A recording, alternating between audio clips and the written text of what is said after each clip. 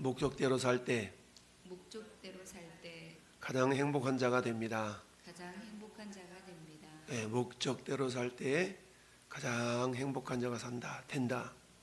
우리는 왜 사냐 그러면 행복을 위해 산다 라는 말을 하기도 하죠. 물론 어르신들 왜 살긴 왜 살아? 죽지 못해 살지, 마지 못해 살지, 어쩔 수 없이 살지, 자식 새끼 때문에 살지.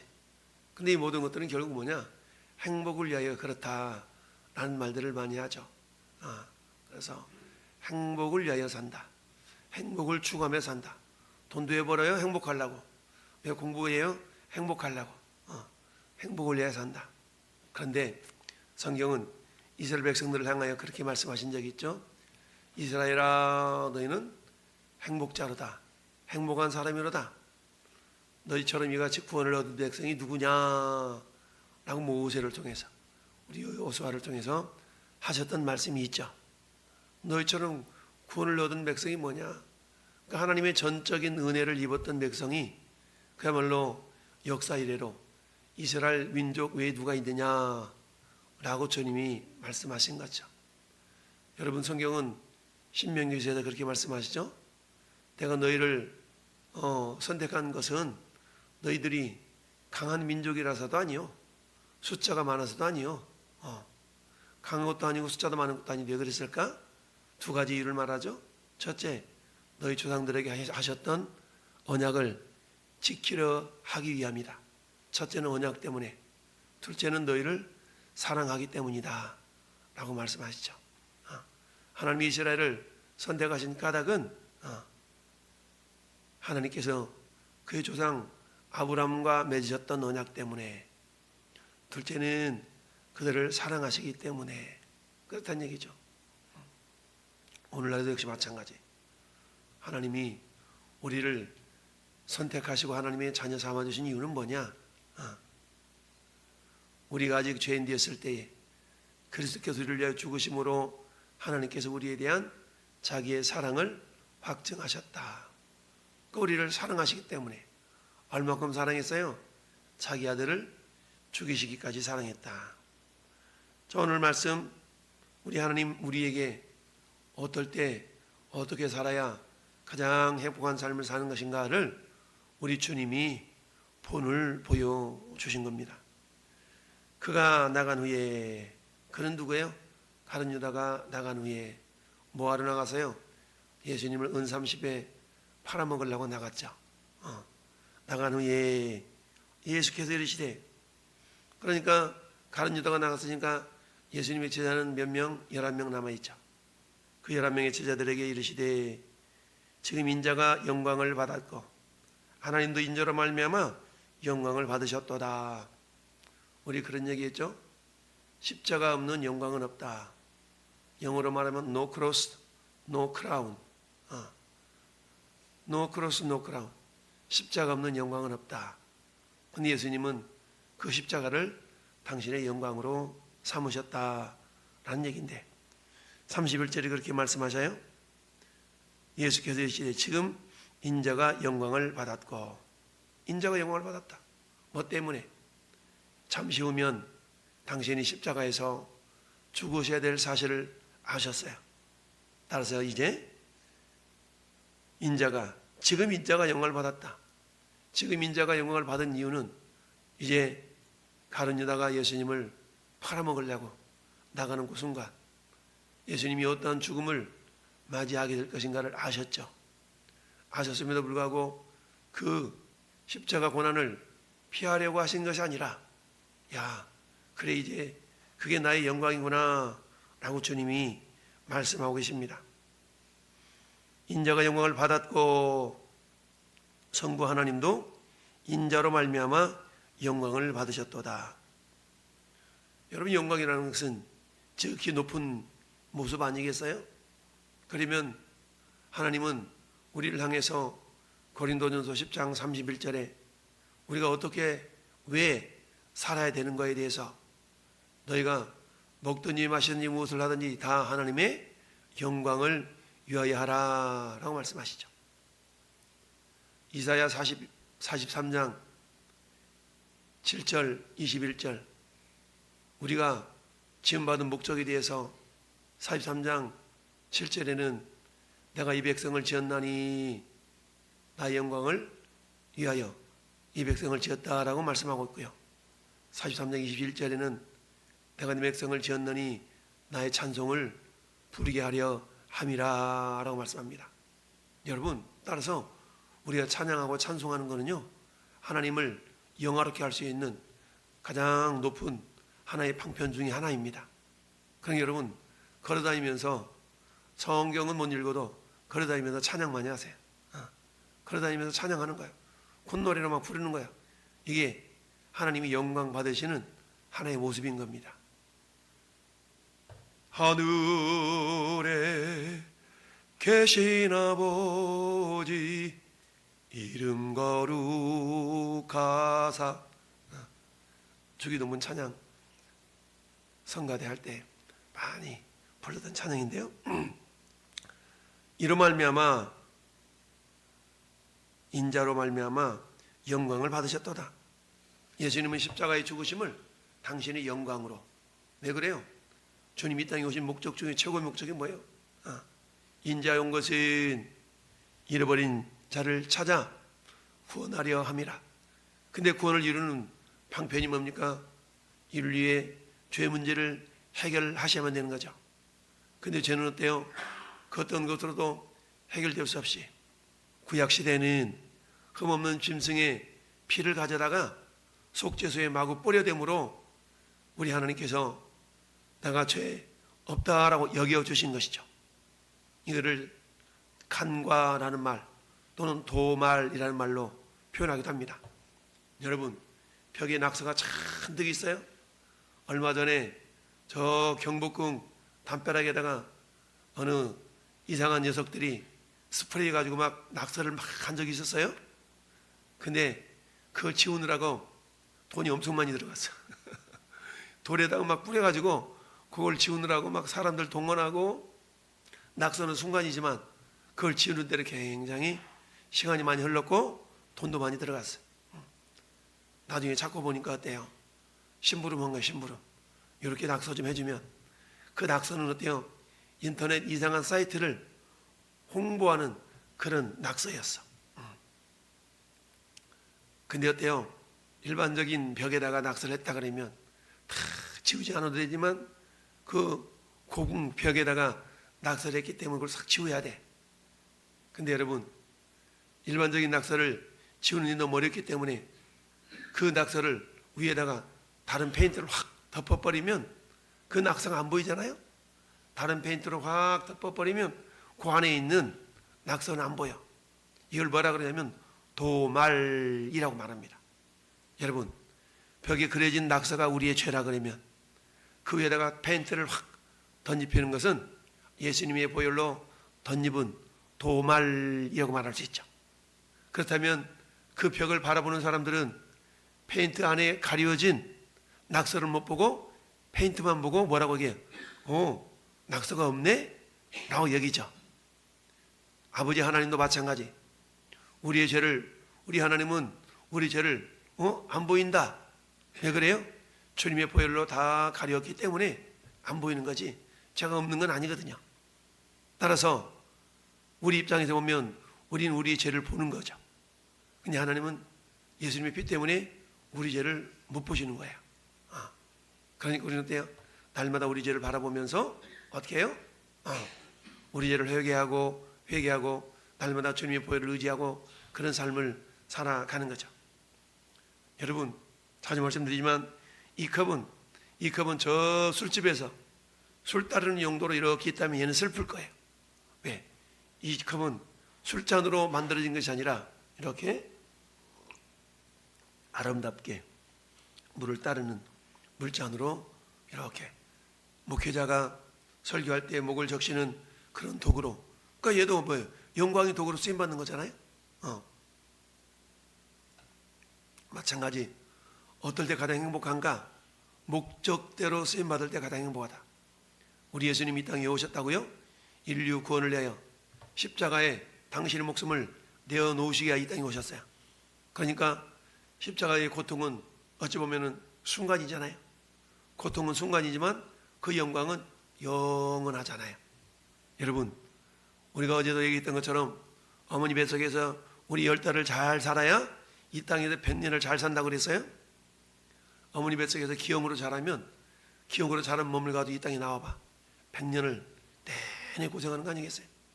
같은 이치로 이 땅에 100년을 최선을 다하여 주님을 영접하며 주님을 영원하게 하는 삶을 살아야 영원한 하늘나라에서 영원한 영광을 누리고 산다라는 거죠.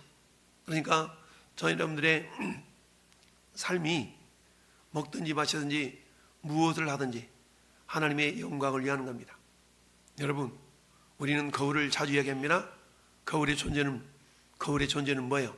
존재 목적은 거울은 자기를 바라보는 어떤 피조물이든지 그대로 반사하는 게 거울의 역할이죠. 그대로 보여주는 것이 거울의 역할이에요. 그래서 어때요? 어떤 거울은 옷가게 가보면 뚱뚱한 사람들한테도 위로가 되는 거울이 있어. 홀쭉 거울. 그러잖아요. 뚱뚱한 사람도 그 거울 앞에 서면 홀쭉 가가지고 늘씬하게 보이는 거울도 있어요. 우리는 예수님의 거울입니다. 할렐루야. 우리는 하나님의 거울들이에요. 그러니까 거울을 보면 우리를 보는 것처럼 세상은 우리를 보면서 누구를 볼 수 있어야 돼요? 예수님을 볼 수 있어야 되고 세상 우리를 바라보면서 하나님을 볼 수 있어야 됩니다. 그러니까 그 누군가가 야, 너 꼭 예수님처럼 말한다. 야, 너 꼭 목사님처럼 말한다. 이런 소리를 듣는 것은 좋은 일이에요. 좋은 일. 왜냐하면 우리가 목적대로 쓰임을 받을 때 가장 행복한 거거든요.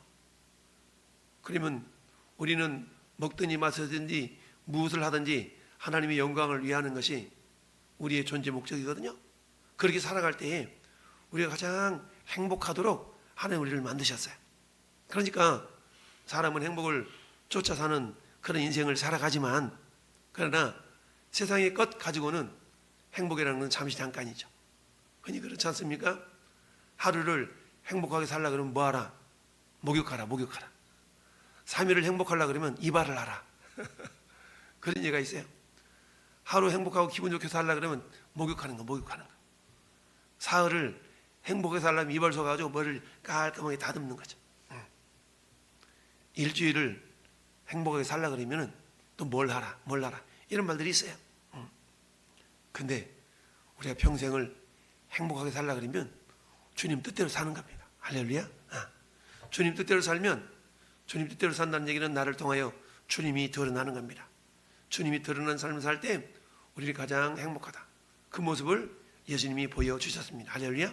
그래서 목적대로 살 때 가장 행복한 사람이 된다라는 얘기입니다. 오늘 본문을 통해서 우리에게 가르쳐준 첫 번째 교훈이 그거예요. 두 번째 교훈은 뭡니까? 따라합시다. 서로 사랑하라. 두 번째 교훈은 서로 사랑하라는 거예요. 우리 저 예배당 입구에 보면 저 위에 현판 있잖아요. 현판이. 서로 사랑하라. 여러분, 예수님은 마태복음 22장에 가보니까 23절 쭉 뒤에 보니까 뭐라고 말씀하셨어요? 주님이 우리에게 계명을 주시는데 가장 큰 계명이 뭐라고 그랬어요? 하나님을 사랑하라.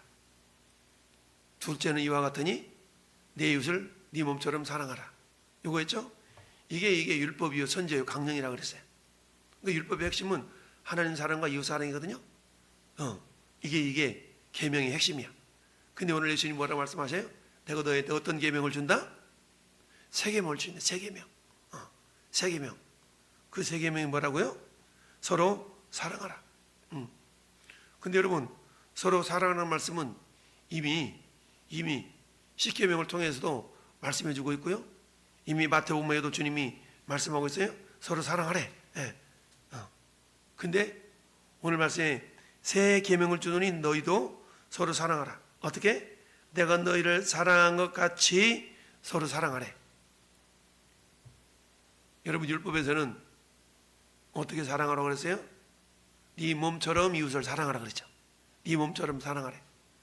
우리 사람들은 자기 몸 억세게 엄청나게 챙기잖아요. 조금만 이상이 있으면 약 먹어. 조금만 있으면 병원 쪽으로 쫓아가. 이게 우리 인간의 본성. 자기를 보호하고 싶은 본능에 의해서 우리를 사랑하는 거죠. 본능에 의한 사랑. 근데 예수님은 본능에 의한 사랑이 아니라 당신의 몸을 우리를 위해서 희생하는 사랑이잖아요. 그러니까 새 계명이라는 것은, 옛 계명은 어떤 의미가 있어요? 서로 사랑하긴 사랑한데 자기 몸을 사랑하는, 본능적으로 사랑하는 것처럼 사랑해 보라는 거예요. 근데 새 계명은 어때요? 그 근거가 우리 자신에게 있지 않냐고 예수님의 희생적인 사랑, 예수님의 희생적인 사랑의 근거를 한 사랑을 하라는 얘기입니다. 그 사랑은 어떤 사랑이에요? 로마서 5장 8절에 우리가 아직 죄인 되었을 때에 그리스도께서 우리를 위하여 십자가의 죽으심으로 하는 사랑, 그런 사랑. 갈라디아서 2장 20절에 우리를 위하여 십자가에 못 박히신 그 사랑. 요한일서 4장 10절에 우리가 하나님을 사랑하는 것이 아니라 그가 먼저 우리를 사랑하셨나니 그가 우리를 사랑하심은 당신의 몸을 우리를 위한 화목 제물로 주심이라 라고 말씀하셨어요. 이처럼 우리 하나님이 우리를 사랑하신 사랑은 먼저 하신 사랑. 따라합시다. 먼저 하신 사랑. 먼저 하신 사랑. 먼저 어떻게 해요? 당신의 목숨을 화목 제물로 주시면서 주신 사랑이죠. 그 사랑은 어떤 사랑? 우리 모든 죄를 다 도말하신 사랑. 그래서 이사야 53장 6절에는 우리는 다 양 같아서 그릇 행하여 각기 제 길로 갔지만 여호와께서는 우리 모두 죄악을 그에게 담당시키셨도다. 담당의 사랑. 오늘도 그 담당의 사랑을 우리가 덧입었기에 우리는 하나님의 자녀가 될 수가 있는 거 아니겠습니까? 오늘 주님 우리에게 말씀하십니다. 새 계명을 주노니 너희가 서로 사랑하라. 여러분, 내가 너희를 사랑한 것 같이 너희도 사랑하라. 이게 새 계명이죠. 옛 계명은 네 몸처럼 사랑해봐 이거였고, 이게 우리 몸처럼 사랑한다는 얘기는 본능처럼 자기 자신을 위한, 본능을 위한 사랑. 그러나 내 자신을 위한 사랑이 아니라 이제는 이웃을 위한 사랑, 그런 사랑으로. 왜? 예수님이 모범을 보여주셨기 때문이죠. 여러분, 우리는 주님의 제자라고 고백합니다.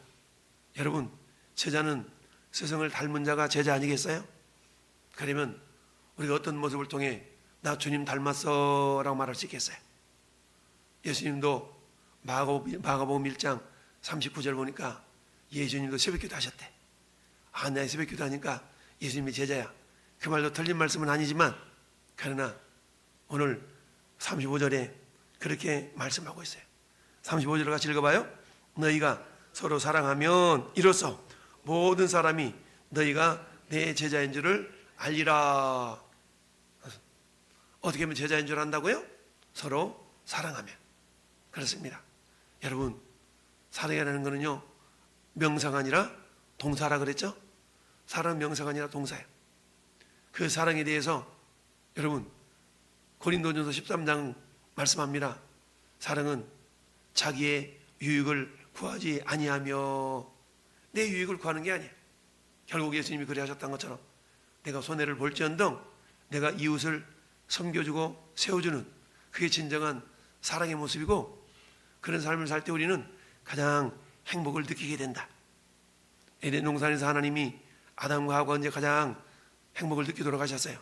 성부 하나님과 사랑의 관계를, 하나님을 섬기며 그의 계명을 순종하며 살 때 가장 행복한 존재가 되도록 하셨어요. 사단에 의해서 이게 깨어지고 말았지만 우리는 다시 한번 예수님의 사랑 안에서 이걸 회복할 수가 있습니다. 여러분, 오늘 우리는 하나님을 영화롭게 하는 삶을 살 때 가장 행복자가 되는 것뿐만 아니라 그 행복을 통해서 우리는 어때요? 주님 우리를 사랑하신 것처럼 이웃을 사랑할 때에 그 행복이 더욱더 배가가 되는 줄 믿습니다. 오늘 한날에 우리 주님이 주신 서로 사랑하라 라는 계명과 하나님의 영광을 위하여 우리가 살아드릴 때에 가장 행복한 존재가 된다는 사실을 기억하면서 오늘도 주님이 목적대로 살아드리는 그런 하나님의 사람들이 될 수 있기를 예수님의 이름으로 축원합니다. 아멘.